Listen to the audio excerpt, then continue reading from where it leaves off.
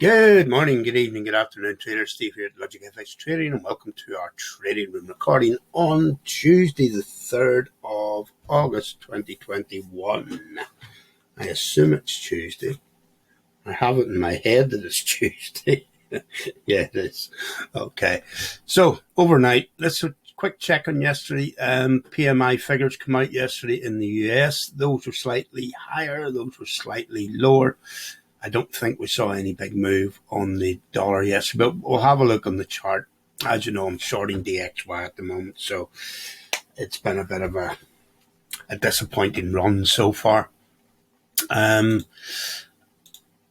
let's just get over to today then. So last night we had Reserve Bank of Australia interest rate decision. Didn't move as expected, but I have noticed a few alarms have gone off on the Aussie overnight. So I assume that there's been a bit of a boost to the Australian dollar, depending on what the market is seeing in this. Now, the speech isn't until Friday, so I'm not really sure why they have the interest rate decision on a Monday or a Tuesday and then the speech on a Friday. But there you go. That's the way it's being done. And then employment and unemployment in New Zealand figures haven't come out yet, coming out this evening. And a quick look at tomorrow, no major events. And I think it's non-farm payrolls is the big one this week in the United States. That will be the one that might move the dollar depending on how these numbers come in, guys. We'll talk more about that tomorrow. It's a quick look at the portfolio. We didn't move anywhere yesterday, guys. I think we went up 0.2. We actually went up quite a lot on the open, and then it flashed back down, then it went up again, and then by the end of the day we were within a few dollars of where it started. So it was a bit of a disappointing day, guys, but there you do. All you can do in circumstances like that is keep the head above water, try and keep it in the green or as close to the green as possible, so that over the year we come in quite nicely. And then just as far as portfolio is concerned, we took 10 cent yesterday, and didn't do me much good, but it has drawn down quite a bit, guys. So it's a long-term game. It might hang around down there for a while, but eventually start to come up. So I'm kind of okay with that. Airbnb's come into the green. Amazon's hanging around where we bought it. Baidu, waiting for that to start to move along. We're still waiting for Corsair to give us a spike up. I bought back into ETSY, SD, I think it's called, Etsy, is it? I've been in and out of it a lot of times, guys, but it dropped recently, so all the advice is that it's still going to keep, going up. It's going to keep growing. So I thought, well, may as well get in it now that it's dropped. The gold stocks I'm still waiting for gold to move, so they're all, still drawing me down. Neo coming into its own again. There was a nice move on. I think there was a drop. Let's just look at the chart. I think it dropped again later in the day. You see the little move there, guys. I think this is probably 4 hours. No, it's only 1 hour. That's not as big as I thought it was. It's probably that one. Because I know we were breaking even, and then when I looked at the end of the day, we were back in the red again. But what you often get with the charts is that during the day you'll get them moving up, and then the last hour you just get that drawdown as people, I suppose, they're taking their profits, guys. So you just have to live with that. It's a long-term game, guys. It isn't a day-to-day.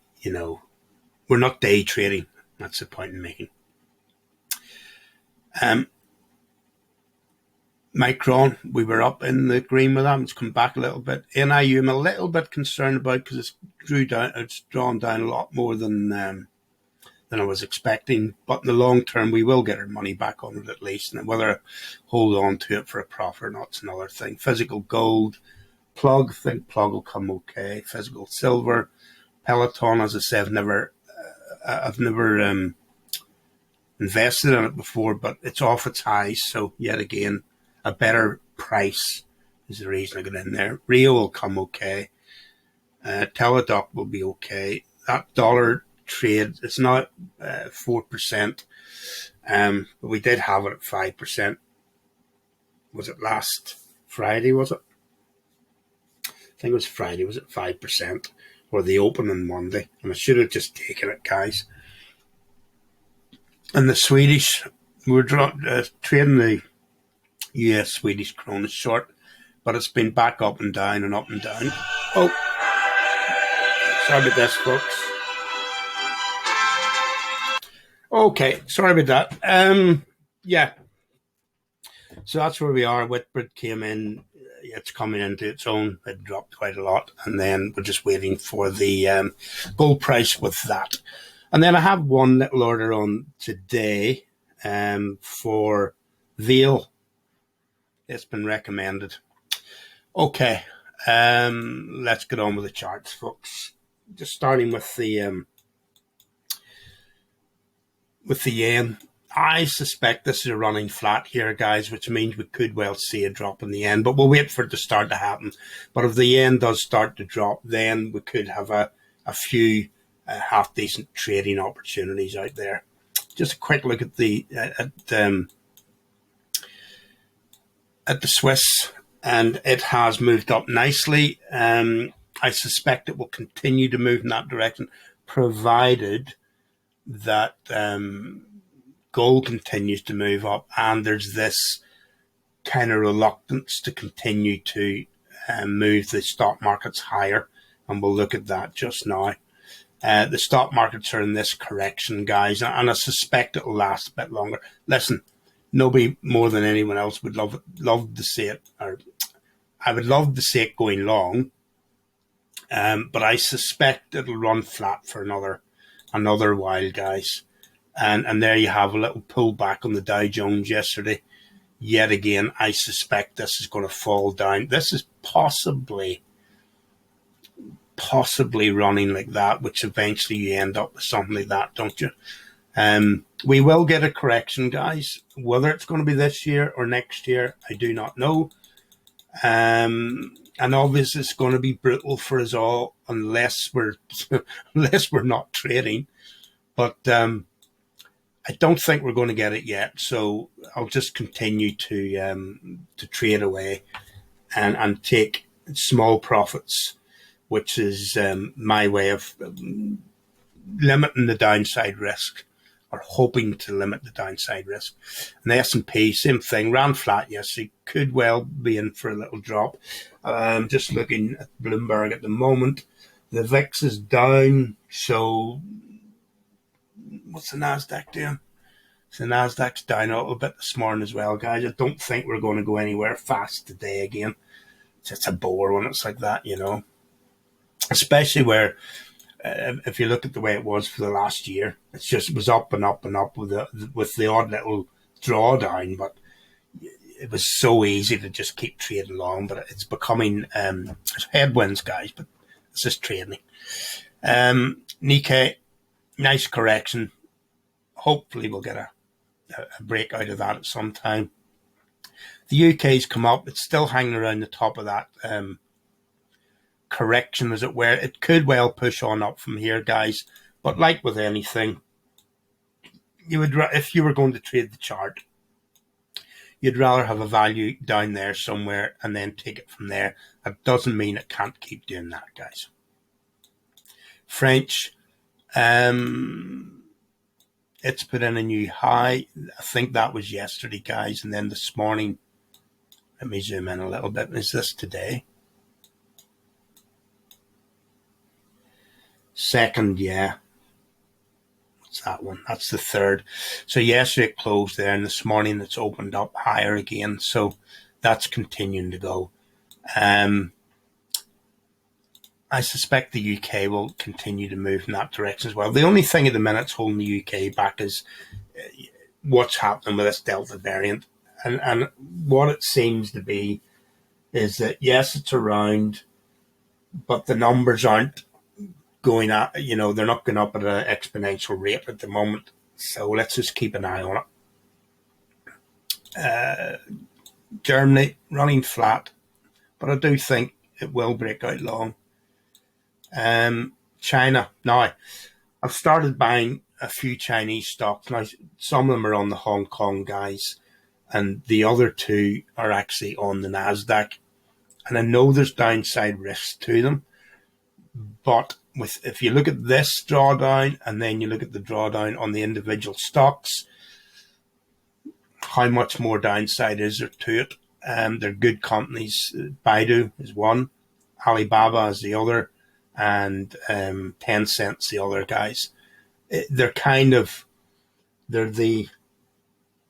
the Amazon, the Google, and not Tencent's more like it's more like some of the companies that are owned by Google. I think it's do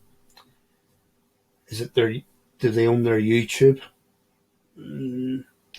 I'll have to look that up, guys. Did watch some stuff about them. I can't remember it all off the top of my head. But the three of them, I thought they're China's equivalent of the big tech companies in the US, and they dropped quite substantially. And I thought to myself, let's have a go at this. So we'll see how that works out. There's the Hang Seng, guys. There's a drawdown in the Hang Seng. I think it will recover. I mean, it doesn't mean there might not be a bit more downside, but you can see there's a nice little bit of recovery there. Let's see if that continues on up. Aussie, pushing on up. But as I said the other day, or I say every day, we said there, listen, it'll push on up. But if you were going to trade this chart, you'd have to wait for a drawdown, guys, and then try and buy into it from there. And the Russell, still in that correction that it's been in for a year, or all of this year, should I say. But I suspect there's upside to it. Dollar, in this little correction, I'm hoping there's a bit more downside to it. I'm thinking it will come to the bottom of that range, guys. Although non-farm payrolls will have an effect on this, but we don't know what the numbers are going to be, and therefore we don't know whether it's going to push it long or short, guys. But Friday could be a good day in this, so I'll hang on to it until Friday. I'll put my stop to 0, so if things turn pear-shaped, I haven't lost any money, and if it's good, then we should get a nice run down on it.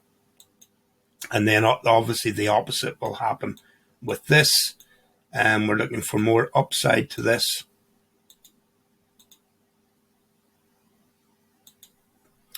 One of the things I do need to do is start putting more charts out, guys. It just enables us to go back and look at them and go, right, here's what we said was going to happen, and here's what happened. And, so I will start putting those out again. I used to do them daily, guys, and I just got a bit fed up. Pound USD, I think that will continue up. Aussie, there's that little alarm, or one of the little alarms on the Aussie. Now, it's not, I thought it might have been more impulsive than that, guys. So I'm not overly excited by the Aussies move at the minute, or the New Zealand to see it, guys. You would have expected it to have already started to move out along. The CAD's just pulling back at the minute, but I do think it will drop again. This one, I've been in and out of this so many times. Haven't made any money on it yet. Didn't take my profit the other day, guys, and then lost it. So there's a lesson for you. If you have a trading strategy, stick to it. And if you decide to change the trading strategy, then change it for everything. You can't go ad hoc. Have a target, whatever it is. I have a percentage target, guys, and when you hit it, just take it. Or at least put your stop loss. If it goes beyond your target, at least put a stop loss on the target. So if your target says 5% on any individual trade, then, and it goes to 7 or 8%, if you think it's going to continue to go in that direction, then put your stop loss, let's say you get in there, put your stop loss at 5%, and then you've at least done the right thing. And if it was there, if it comes back down, well, then the chances are you'll get your 5. But if you're lucky and it turns and goes, then you can maybe get 10 or 15%. But it's a bit laborious doing that. I've kind of just got the stage where I say, listen, we've got 5%, 6%, 7%. Put it in the account and then go and look for another trade, guys. Turning the money over. But it is a little bit harder work than it is just investing in something and sitting waiting for weeks or months for something to happen. And the yen, you can see there, despite the fact the dollar's been going short. Oh, sorry.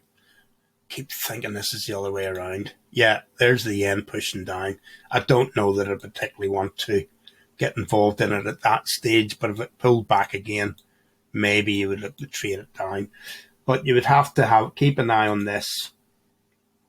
If this starts to fall, then that would be the time to try and trade the yen. And there might be some other trades that are better than the dollar. Dollar yen, should I say. US Swiss. Yeah, I think it'll continue to go, guys. It's a little bit of a running flat there. Whereas if you look at other, let's say the euro, you're getting the pull. Oh, sorry. You're getting that pull back there. But with the Swiss, it's not a pullback. It's a little running flat. So it shows you the strength of the Swiss, guys. This could break and go short. Gold, it's running flat here, guys. I do think there's upside to it. I'm waiting for it. Silver, same thing there. That could break long. Let's hope it does. Bitcoin just putting a bit of a correction in. I suspect it will continue long. Ethereum putting a correction in. I suspect it will go long. Oil, I think, will stay in this range.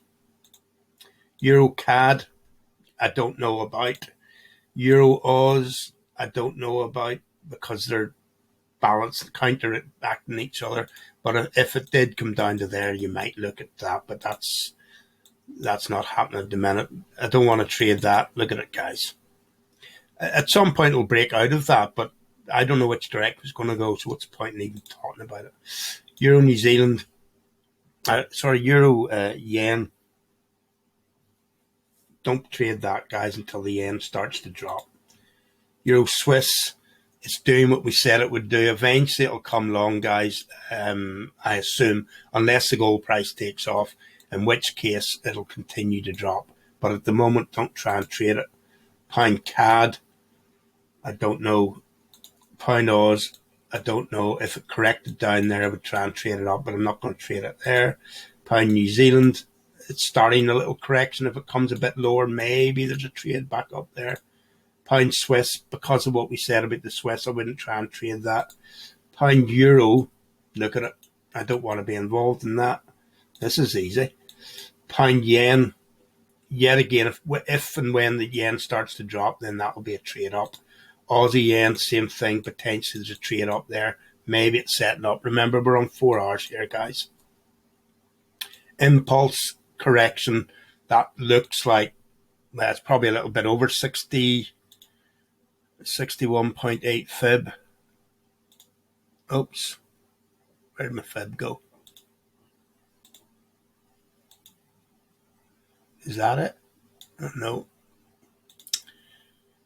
I don't know if this is my computer or whether it's TradingView. Nope, won't work. But you know what I mean. Trying to fib that back down again, guys. Listen, it's a zigzag. It's looking good. What's that we've got now? Oh, it's that thing.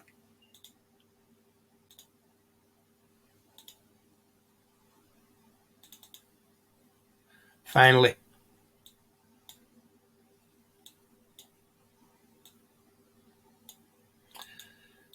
Oh, this is turning out to be a waste of time, guys. I'm just trying to show it for anyone that's learning about fibs and about Elliott wave and what have you. It's upside down. Goodness sake. Right, let me pause you and I'll get this right.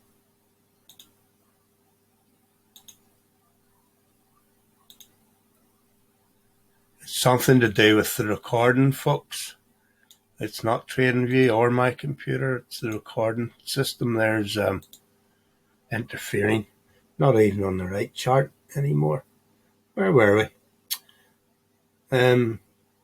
Euro yen, was it? No.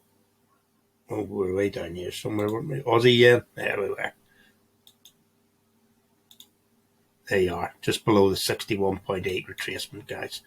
Sorry about that. That took a long time to get out there. But I thought if someone doesn't know what we're talking about, then there you go. That's potentially a nice trade up there. Aussie New Zealand.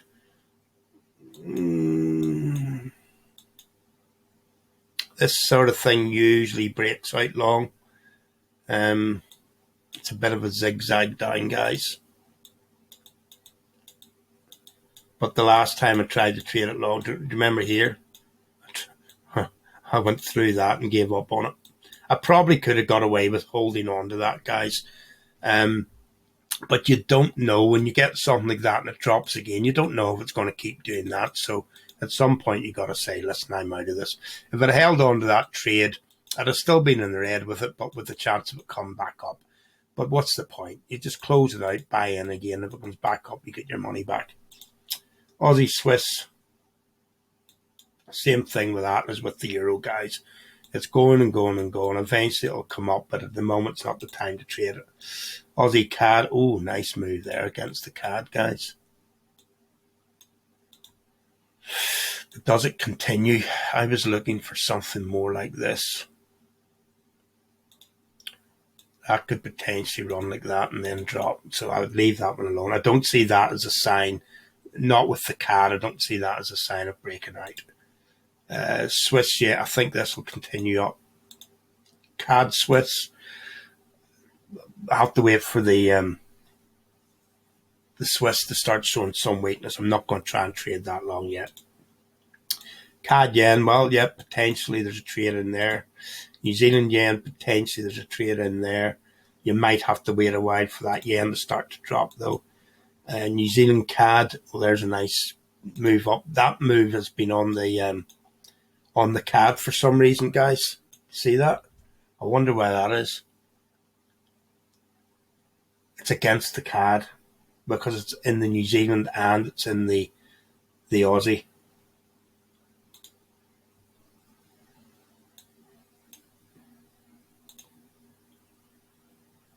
Move there against the CAD. I hadn't noticed this earlier. There's a move there against the CAD. Let's go and look at the